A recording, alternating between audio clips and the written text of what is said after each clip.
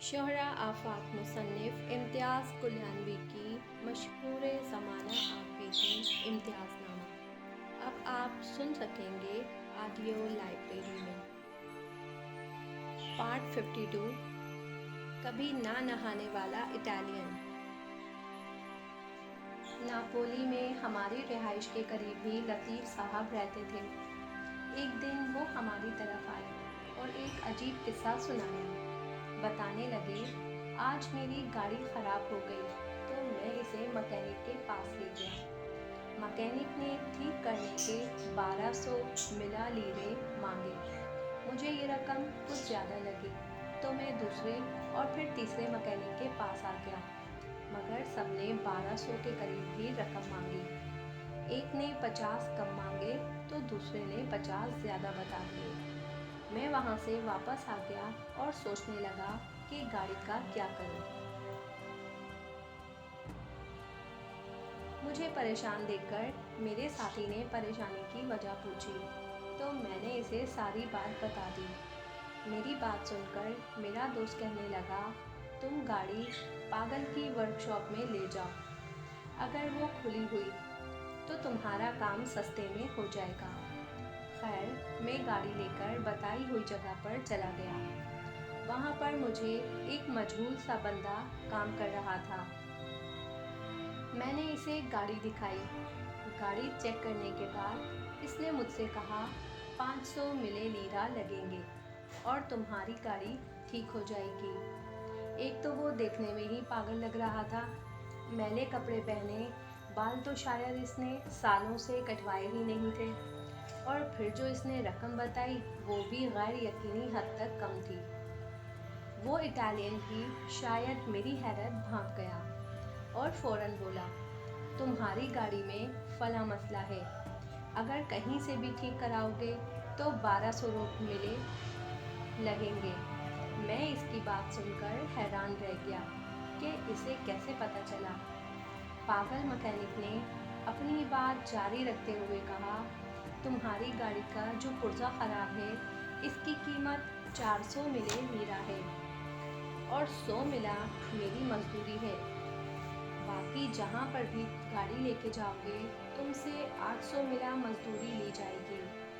میں نے پوچھا، پھر تمہاری مزدوری اتنی کم کیوں ہے؟ چہرے پر بکھرے بالوں کو ہاتھ سے ہٹاتے ہوئے وہ مسکرا کر بولا، کیونکہ میری ضرورتیں کم ہیں اس لیے۔ شاید تمہیں پتہ نہ ہو مگر میں صرف اس وقت کام کرتا ہوں جب مجھے رقم کی ضرورت ہوتی ہے۔ ایک جوڑا کپڑوں کا مجھے سال بھر کے لیے کافی ہوتا ہے۔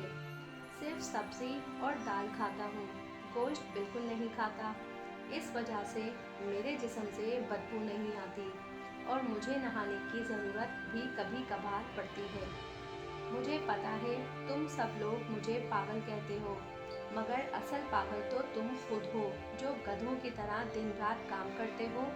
اس کے علاوہ بھی تم لوگوں نے بے شمار بکھیڑے پال رکھے ہیں۔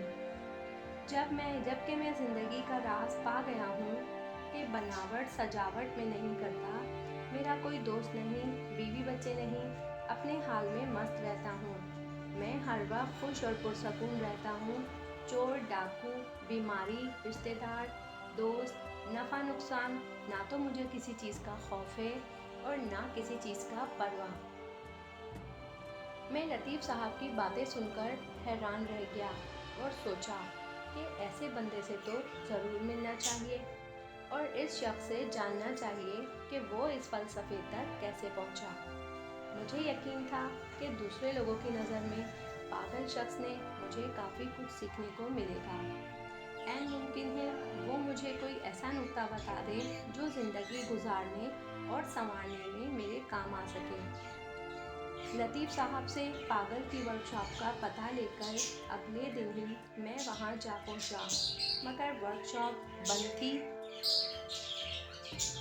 اس کے بعد بھی میں نے کئی چکر لگائے مگر اس پاگل سے کبھی ملاقات نہ ہو سکی۔ پارٹ 53 سب سے بڑا جھوٹا میں ہی تھا۔ یہ ان دنوں کی بات ہے جب میں اٹلی کے شہر ناپولی میں رہ رہا تھا۔ کام کی تلاش شدت سے جاری تھی مگر پھر بھی کام نہیں مل رہا تھا۔ ایک آدمی نے بتایا کہ صبح سورج نکلنے سے پہلے فلاں چوک میں جا کر کھڑے ہو جاؤ، کام مل جائے گا، کیونکہ جس شخص کو بھی مزدور کی ضرورت ہوتی ہے وہ اسی چوک میں جا کر مزدور لے آتا ہے۔ میں فجر کی نماز پڑھ کر بتائی گئی جگہ پر چلا گیا۔ میرا خیال تھا کہ میرے علاوہ شاید ہی کوئی بندہ وہاں پر موجود ہو، مگر وہاں پر تو میلہ لگا ہوا تھا۔ میں بھی اس بھیڑ میں شامل ہو گیا۔ تھوڑی دیر بعد ایک گاڑی آ کر رکی اور جیسے ہی گاڑی کے ڈرائیور نے بریک لگائی، 8-10 بندے بھاگ کر گاڑی سے چمٹ گئے اور میں وہیں کھڑا دیکھتا رہا۔ کافی دیر تک کھڑا یہ تماشا دیکھتا رہا۔ ہر بار گاڑی آتی اور یہی منظر دہرایا جاتا۔ نہ جانے کیوں مجھے یہ طریقہ کار انسانیت کی تذلیل جیسا لگا، کیونکہ میں کسی کو بھی دھکا دے کر اور کوہنی مار کر کبھی آگے نہیں بڑھا تھا۔ تھوڑی دور غور کرنے کے بعد میں نے یہ فیصلہ کیا کہ ہجوم سے ہٹ کر ذرا آگے جا کر اکیلا کھڑا ہو جاتا ہوں، تو اگر کوئی گاڑی میرے پاس آ کر رکی تو میں اسے اپنی خدمات پیش کر دوں گا۔ یہ سوچ کر میں ایک مناسب جگہ پر کھڑا ہو گیا۔ میری دیکھا دیکھی 4-5 بندے اور بھی آ کر میرے پاس کھڑے ہو گئے۔ گاڑیاں ابھی تک ہجوم کی طرف جا کر کھڑی ہو رہی تھی اور کوئی گاڑی بھی ہمارے سامنے آ کر نہیں رکی تھی۔ ہم سارے بندے مزدوروں والے کپڑے پہنے دہاڑی لگانے کے لیے کھڑے تھے۔ وقت گزاری کے لیے آپس میں گپ شپ شروع ہو گئی۔ ایک بندہ کہنے لگا کہ سب اپنے اپنے بارے میں بتاؤ کہ پاکستان میں کیا کرتے رہے ہو۔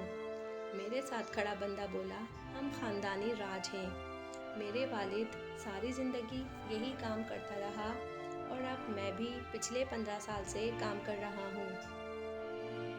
دوسرا بولا، میں پلستر کا کام کرتا ہوں اور پلستر کے کام میں میرا ہاتھ بہت زیادہ صاف ہے۔ تیسرا بولا، میں لکڑی کے کام کا کاریگر ہوں اور دروازے کھڑکیاں بڑے اچھے بنا لیتا ہوں۔ چوتھا بولا، میں پاکستان میں ٹائلیں لگانے کا کام کرتا تھا اور میں اس کام میں بہت ماہر ہوں۔ پھر وہ مجھ سے پوچھنے لگے کہ بھائی آپ اپنے بارے میں بتاؤ۔ میں نے انہیں بتایا کہ میں نے AA کیا ہوا ہے، اخبارات میں میرے سینکڑوں مضامین چھپ چکے ہیں، میں نے ایک کتاب لکھی ہے اور مجھے کئی ایوارڈز بھی مل چکے ہیں۔ اپنا تعارف کرانے کے دوران اچانک میری نظر سامنے کھڑے لوگوں کے چہروں پر پڑی تو ان کے چہروں پر بے یقینی اور طنز صاف دکھائی دے رہا تھا۔ ساتھ کھڑے بندوں کے تاثرات دیکھ کر میں خاموش ہو گیا۔ میرے ساتھ کھڑے ایک بندے سے برداشت نہ ہو سکا۔ وہ سر سے پاؤں تک میرا جائزہ لیتے ہوئے بڑے طنزیہ انداز میں بولا، جناب اگر آپ اتنے ہی پڑھے لکھے اور قابل تھے تو اس وقت ہمارے ساتھ کیا کر رہے ہیں؟ ان کی نظر میں دنیا کا سب سے بڑا جھوٹا میں ہی تھا۔ اس واقعے سے میں نے یہ سبق لیا کہ جب تک مزدوری کا کام کرتا رہا سب کو یہی بتاتا رہا کہ میری تعلیم پرائمری تک ہے۔ ایک بار لاہور کا ایک لڑکا میرے ساتھ کام کر رہا تھا اور یہ جاننے کے بعد میں نے پرائمری کے بعد اسکول چھوڑ دیا ہے، اس نے بڑے فخر سے سینہ تان کر مجھے بتایا کہ وہ 12 جماعتیں پاس ہے، اگر مجھے کوئی خط لکھوانا یا پڑھوانا ہے تو میں اس کی خدمات لے سکتا ہوں۔ پارٹ 54 دو مزدور ایک دہاڑی۔ ایک مرتبہ ایک جگہ دہاڑی لگانے گیا، وہاں پر گوجر خان کے 2 دوست بھی دہاڑی لگانے کے لیے آئے ہوئے تھے، مگر ان کے کام کرنے کا اسٹائل بڑا عجیب تھا۔ آدھا گھنٹہ ایک دوست کام کرتا اور دوسرا آرام کرتا، پھر آدھے گھنٹے بعد دوسرا دوست کام کرنے لگتا اور پہلے والا آرام کرنے لگتا۔ میرے پوچھنے پر ٹھیکیدار نے بتایا کہ یہ دونوں دراصل ایک ہی مزدور ہیں۔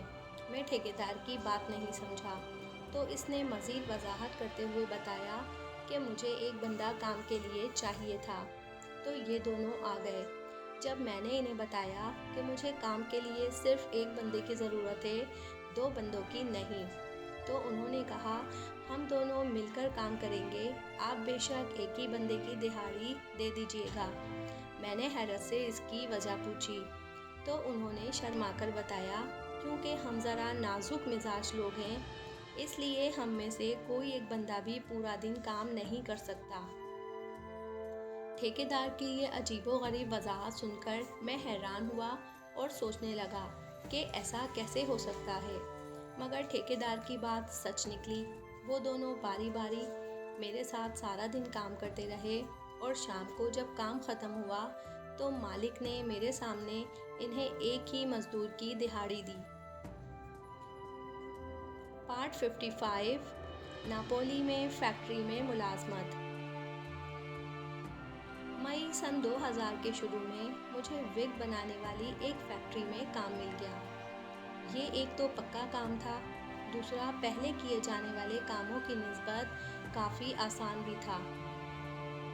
اس فیکٹری میں میرا کام انڈیا اور افریقہ سے آئے ہوئے بالوں کو دھونا تھا۔ 10 انچ لمبے اور 6 انچ چوڑے بالوں کو ایک خاص ترتیب سے بندھے ہوئے کیمیکل ملے پانی کے ٹب میں ایک مخصوص وقت کے لیے چپو کی طرح چلا کر دھویا جاتا تھا۔ 2-3 دن میں ہی میں نے یہ کام سیکھ لیا۔ پھر حاجی صاحب اور خاور بھی میرے ساتھ اس فیکٹری میں کام کرنے لگے۔ فیکٹری کا مالک ہمیں 8 گھنٹے کام کرنے کے 800 ملے لیرہ 400 پاؤنڈ ماہانہ دیتا۔ ہم جو اوور ٹائم لگاتے اس کے پیسے الگ سے ملتے۔ ہم تینوں کے کام کرنے سے ہمارے معاشی حالات کافی بہتر ہو گئے تھے۔ ہماری فیکٹری میں 10 لڑکیاں اور تقریباً اتنے ہی لڑکے مختلف شعبہ جات میں کام کرتے تھے۔ ہم تینوں کے علاوہ باقی سب اٹالین تھے۔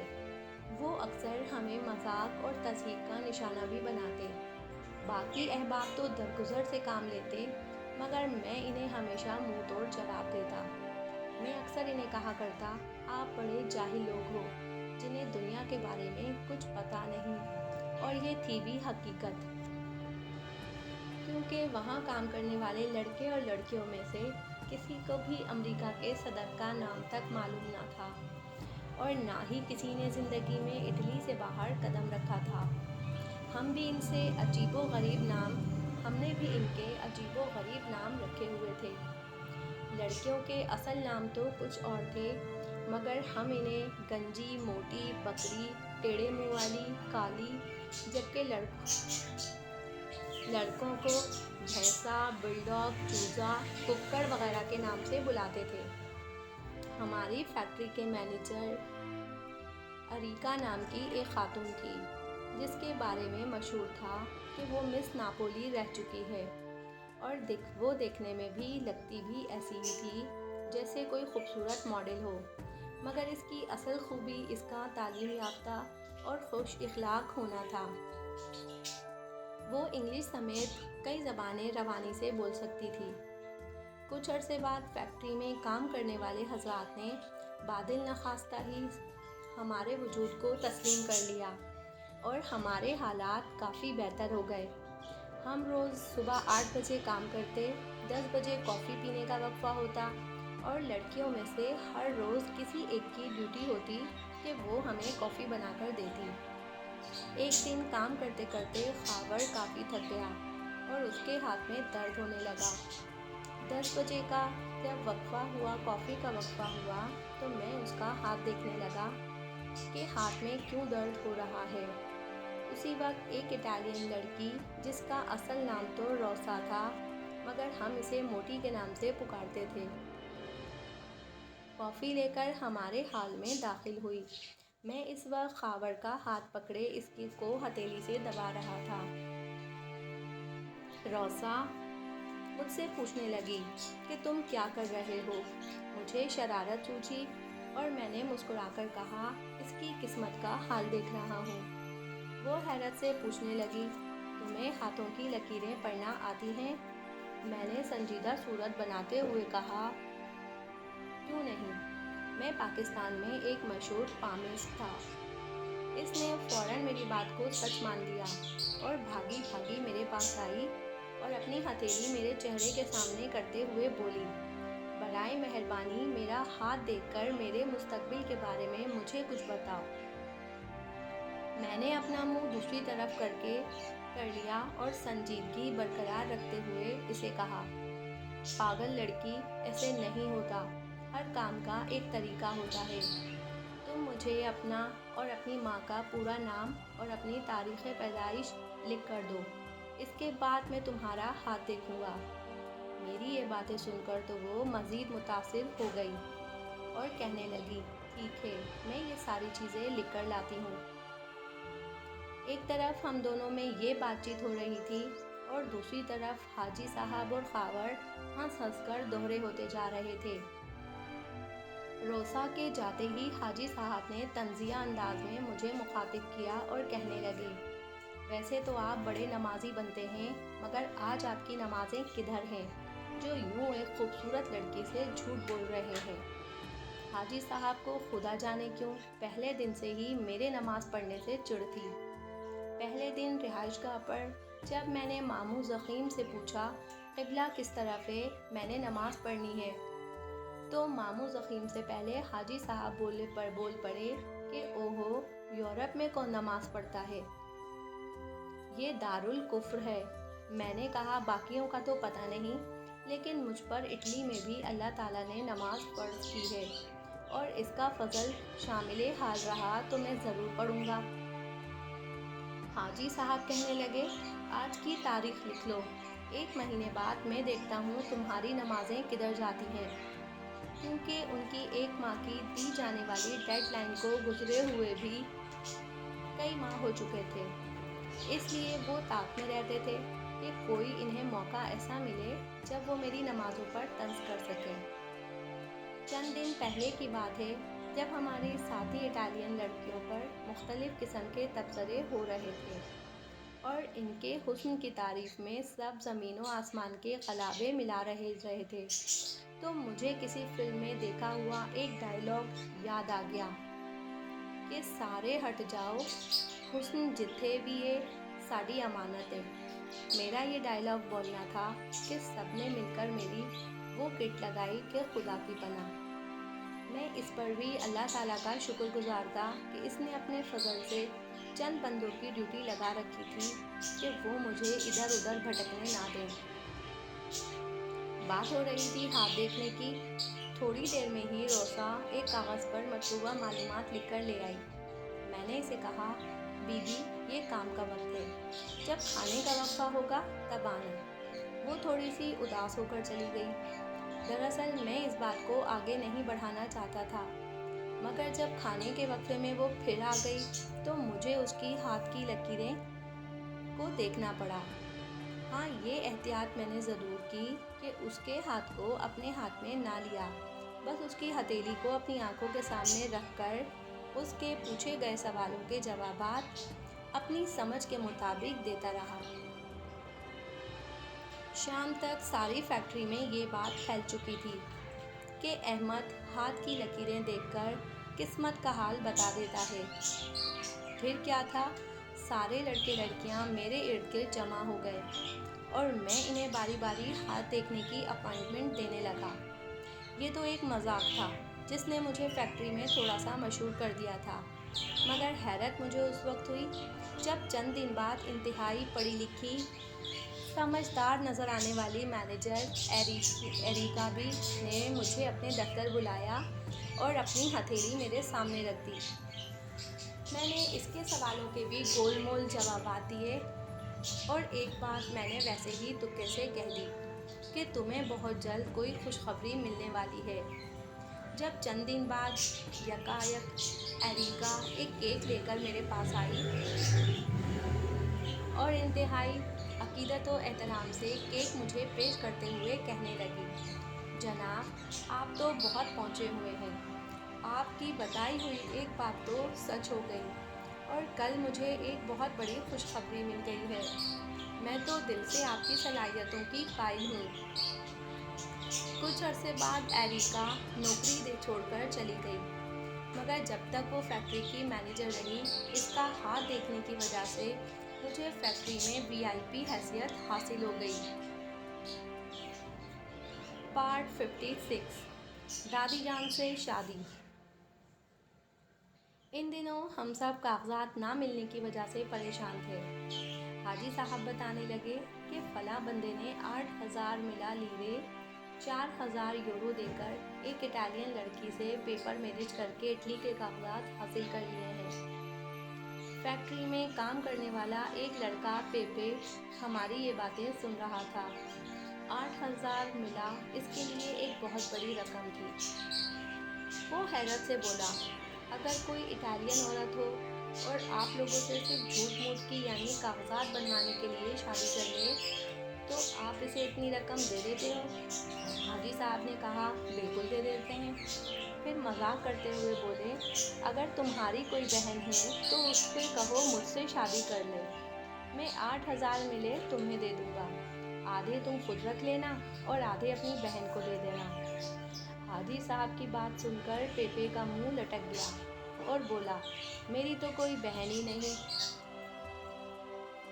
हाजी साहब मुस्कुराकर शरारती अंदाज में कहने लगे, बहन नहीं है तो रिश्तेदारों में कोई और लड़की ढूंढो।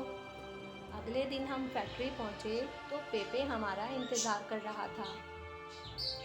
फौरन ही हमारे पास आया और कहने लगा, मैंने अपनी कई रिश्तेदार लड़कियों से बात की है मगर कोई भी लड़की इस शादी के लिए राज़ी नहीं हो रही। हाँ, अगर आपको एतराज़ न हो तो मेरी दादी आपसे शादी करने के लिए तैयार है। मुझे दादी को सिर्फ 1,000 मिला देना है, आप चाहो तो बेशक मुझे 6,000 मिला दे देना। हाजी साहब तो मजाक करके फंस गए थे मगर मैंने मौका गनीमत जाना और हाजी साहब को मुबारकबाद देते हुए कहा, हाजी साहब, पेपे की दादी से शादी मुबारक हो। इस शादी से आपको तो 2 फ़ायदे होंगे, एक तो आपको इटली के कागजात मिल जाएंगे और दूसरे आपको एक पला पलाया पोता भी मिल जाएगा। अगले कई दिन तक इस बात पर हाजी साहब का मजाक उड़ाया जाता रहा और खावर जब भी पेपे को देखता तो फ़ौरन हाजी साहब को मुखातिब करके कहता, हाजी साहब, वो रहा आपका पोता। हाजी साहब शर्मिंदगी से मुंह छुपाते फिरते। पार्ट 56 इब्ने बतूता कैसे पकाते हैं। नापोली में जिन लोगों के साथ मेरी रिहाइश थी वो बहुत मोहब्बत करने वाले और सादा लोग थे। मुताल्ला मेरा शौक़ था, इसलिए मैं जब भी फारिग वक्त मिलता कोई किताब पढ़ने बैठ जाता। एक दिन मैं इब्ने बतूता के बारे में पढ़ रहा था कि शब्बीर मेरे पास आया और मुझसे पूछने लगा, भाई क्या पढ़ रहे हो? तो मैंने कहा, इब्ने बतूता के बारे में पढ़ रहा हूँ। शब्बीर मासूमियत से पूछने लगा, ये क्या होता है? मुझे मजाक सूझा। मैंने कहा, ये खाने की एक ब्राज़ीलियन डिश है। शब्बीर मुझसे उसे पकाने की तरकीब पूछने लगा।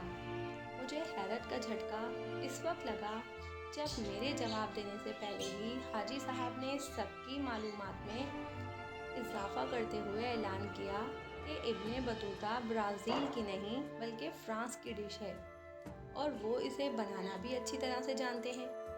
ये गुफ्तगू सुनकर खावर और मामू ज़फ़ीन का हंस कर बुरा हाल हो रहा था।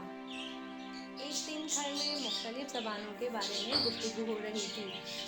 इटालियन के बारे में हाजी साहब बता रहे थे, ये बड़ी पुरानी और वसी ज़बान है।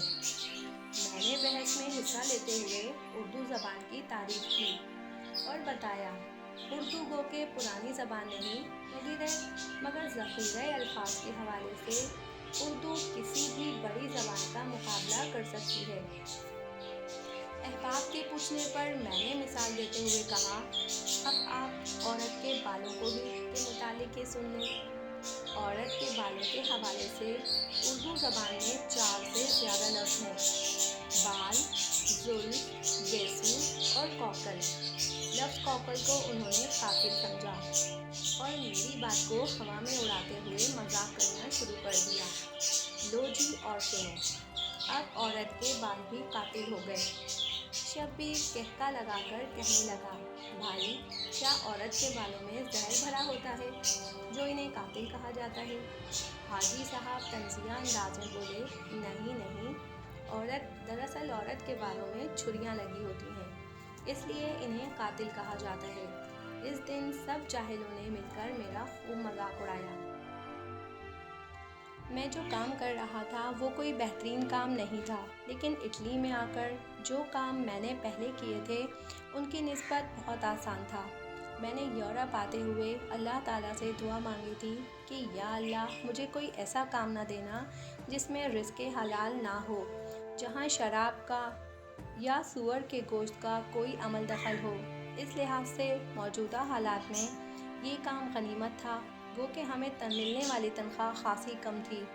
फिर भी अल्लाह ताला ने फ़ज़ल किया और 7 अगस्त सन 2000 को मुझे इटली के कागज़ात मिल गए। इन कागज़ात के हवाले से मैंने बड़ी परेशानी देखी थी। दरअसल एजेंट ने कागज़ात जमा करवाते वक्त सारे सबूत जाली लगवाए थे, जिसकी वजह से पहले मेरे कागज़ात मुस्तरद हो गए थे। फिर अल्लाह ने फ़ज़ल किया और गवर्नमेंट ने ऐलान किया हर इस बंदे को कागज़ात दे दिए जाएं जिसने भी इटली में लीगल होने की दरख्वास्त दी है। यूँ मुझे 1 साल के लिए परमिट ऑफ स्टे मिल गया। कागज़ात मिलने और इटली में लीगल होने के बाद मैंने फैक्ट्री के मालिक से कहा, मुझे अब काम करने का कॉन्ट्रैक्ट चाहिए, मगर मालिक ने ऐसा करने से इनकार कर दिया। मगर मुझे काम के कॉन्ट्रैक्ट की अशद ज़रूरत थी, क्योंकि इसके बगैर परमिट ऑफ स्टे की तजदीद में मुश्किल पेश आ सकती थी। फिर दोस्तों के मशवरे से मैंने मिलान जाकर किस्मत आजमाने का फ़ैसला किया, क्योंकि सुना था कि एक तो मिलान की तरफ काम आसानी से मिल जाता है, दूसरी वहाँ पर तनख्वाह भी ज़्यादा मिलती है। अगर आप इस किताब को डाउनलोड करना चाहते हैं तो डिस्क्रिप्शन में दिए गए लिंक की मदद से आप आसानी के साथ इस किताब को डाउनलोड कर सकते हैं। शुक्रिया।